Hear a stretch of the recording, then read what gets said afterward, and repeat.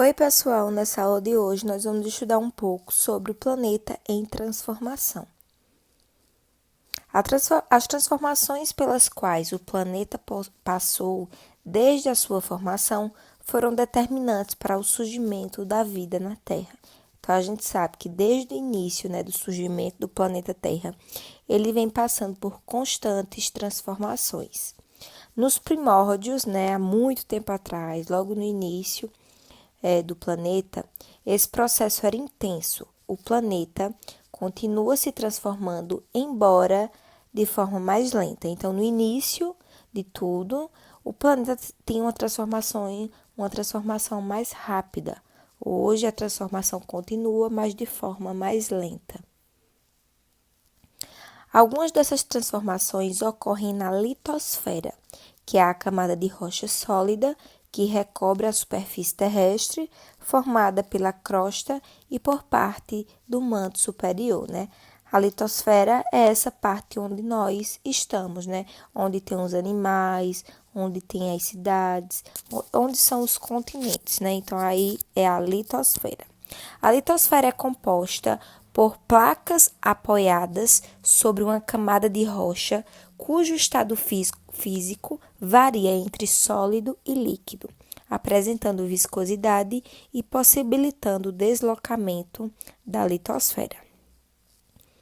Essas placas se encaixam umas nas outras, como peças de um quebra-cabeça, e recebem o nome de placas litosféricas, que é o que a gente vai chamar, durante essa aula, placas litosféricas, mas também é chamado de placas tectônicas, que é o nome mais conhecido.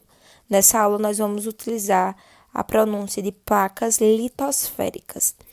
As placas litosféricas movem-se constantemente, modificando continuamente a superfície do planeta. Então, as placas litosféricas elas estão constantemente se movimentando.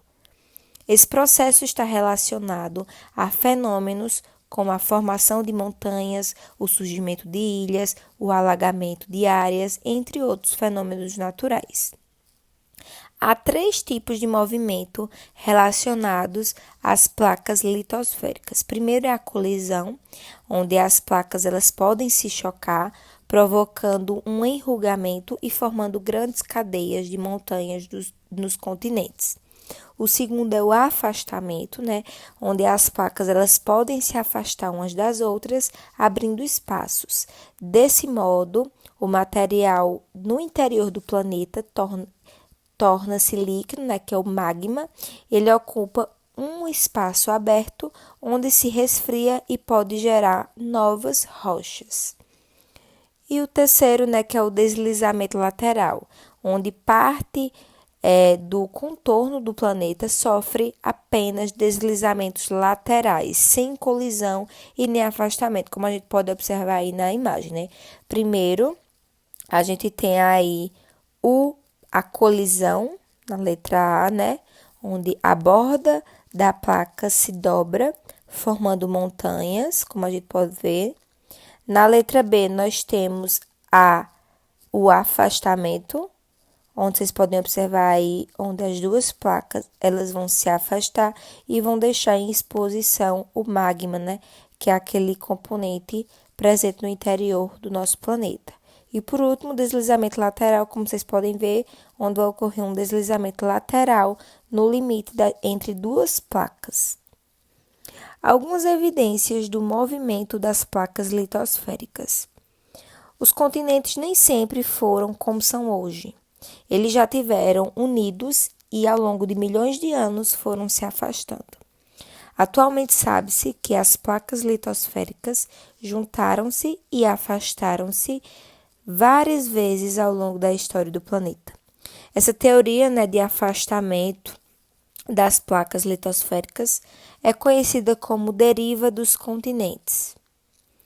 Entre as evidências dos movimentos das placas está a forma da costa dos continentes, como a América do Sul e a África, que parece se encaixar. Então, um dos movimentos realizados por essas placas litosféricas, acredita-se que Na antiguidade, esses dois continentes, né, a África e a América do Sul, elas eram unidas e ao longo de milhões e milhões de anos, com os movimentos das placas, elas foram se afastando.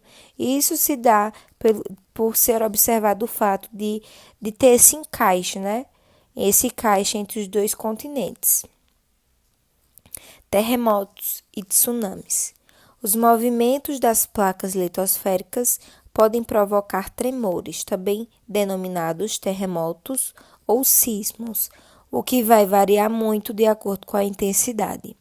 A maioria dos sismos, eles não são percebidos pelas pessoas, mas eles podem sim ser detectados por instrumentos. Esse instrumento é chamado de sismógrafos. Então, os sismos são os abalos, né, os tremores mais leves, que não é possível ser sentido pelos humanos, pelas pessoas, mas eles são detectados pelos sismógrafos. Em geral, terremotos originam-se nas regiões de colisão entre placas litosféricas, mas eles também ocorrem em regiões de deslizamento lateral. Pode haver terremotos tanto nos continentes quanto nos oceanos. Quando a origem desse tremor ele está abaixo dos oceanos, suas águas elas vão sofrer uma movimentação anormal, que é chamada de maremotos, e podem formar ondas gigantescas, que são chamadas de tsunami. Podem percorrer grandes distâncias e atingir algumas ilhas e costas de continente, causando grandes destruições, né? Então a gente sabe que há os terremotos, né, esses tremores na Terra, mas caso esse tremor seja ocorrido embaixo dos oceanos, vai acontecer um tsunami, né, que são ondas gigantes, como a gente pode ver nessa ilustração.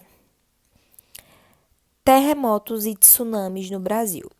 O território brasileiro ele está situado no centro da placa sul-americana. Dessa forma, está distante das áreas de contato entre placas, ou seja, nós estamos no centro de uma placa, né? Então, no entanto, isso não quer dizer que não exista terremoto no Brasil, já que a gente considera os terremotos nas partes laterais de uma placa, né? Como o Brasil está localizado no centro de uma placa, né, que é a sul-americana. Então, é por esse motivo que nós não temos terremotos, grandes terremotos. Mas isso não quer dizer que não vai existir. Eles ocorrem frequentemente, só que é com uma baixa intensidade e não é possível sentir pelas pessoas. Então, as placas, elas estão em constante movimento. Só vai ser sentido de acordo com a intensidade desses tremores. Tsunamis no Brasil são improváveis pelo mesmo motivo, né? Pelo motivo da localização estar no centro de uma placa e não nas bordas da placa. Mas isso não significa, porém, que o país esteja livre desse risco, né? Livre do risco de tsunami.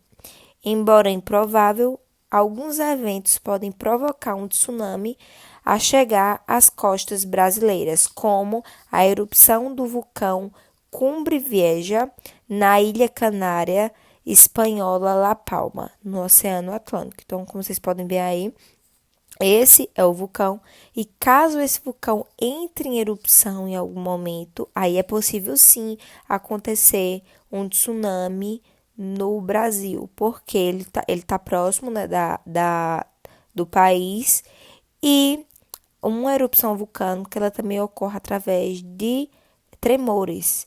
Então, através dos tremores, o vulcão vai entrar em erupção e como o vulcão ele está localizado no Oceano Atlântico, então tem uma grande chance de ter um tsunami e atingir a costa brasileira. Vulcões. Os vulcões eles podem ter diversas origens. Em alguns casos, o choque de placas litosféricas é responsável pela formação de vulcões e pelas erupções. A maioria dos vulcões estão localizados nas bordas das placas litosféricas, nas áreas em que elas se afastam ou colidem, né, que se afastam e se aproximam. Ao entrar em atividade, o vulcão ele passa pelas seguintes fases. Primeiro, os movimentos das placas litosféricas expõem o magma, né, que é aquele líquido que está no interior do nosso planeta, ele vai expor o magma, que é um material quente e líquido, que está no interior do planeta. O magma, ele fica acumulado na câmara magmática, com vapor de água e outros gases sob forte pressão. Quando a quantidade do magma é grande na câmara, ela extravasa pela chaminé e é liberado pela abertura do vulcão, dando isso o nome de erupção. O magma que extravasa na erupção recebe o nome de lava. Então, nem sempre é previsível a atividade vulcânica e, com isso, pode provocar grandes catástrofes. O vulcanismo modifica drasticamente as paisagens e é responsável pela formação de novas rochas e pela liberação de gases e de partículas para a atmosfera. Então, como a gente pode observar aí, ó, a chaminé, igual a chaminé que tem em residências, né, no vulcão, a câmara magmática e a placa litosférica que vai entrar em movimento e vai provocar a erupção desse vulcão.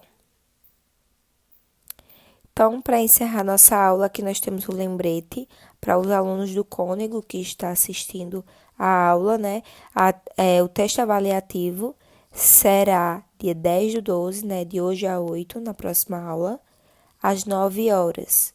O tema do nosso teste avaliativo é seres vivos. Essas páginas do livro eu vou enviar no grupo para vocês fazerem uma revisão. O conteúdo a gente já estudou, tá certo?